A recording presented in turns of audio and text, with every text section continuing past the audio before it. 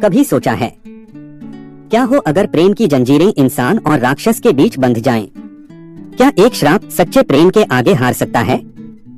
ये कहानी है एक ऐसे प्रेम की जो जन्मा अंधेरे जंगलों में और लिखा गया स्वर्णाक्षरों में राजा वीरसेन और राक्षसी चंद्रकांता की अद्भुत गाथा।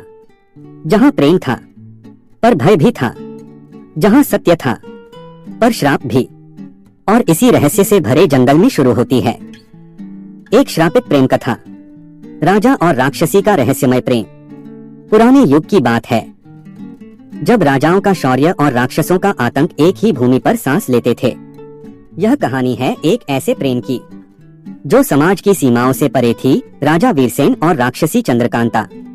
राजा वीरसेन एक वीर, न्यायप्रिय और अत्यंत रूपवान राजा था। एक दिन वह शिकार के लिए गहरे जंगल में गया, जहां उसकी भेंट एक रहस्यमयी स्त्री से हुई। चंद्रमा की रोशनी में एक सुंदर स्त्री, लेकिन आंखों में पीड़ा। वो थी चंद्रकांता, अनुपम सौंदर्य से युक्त, पर उसके भीतर एक रहस्य छिपा था।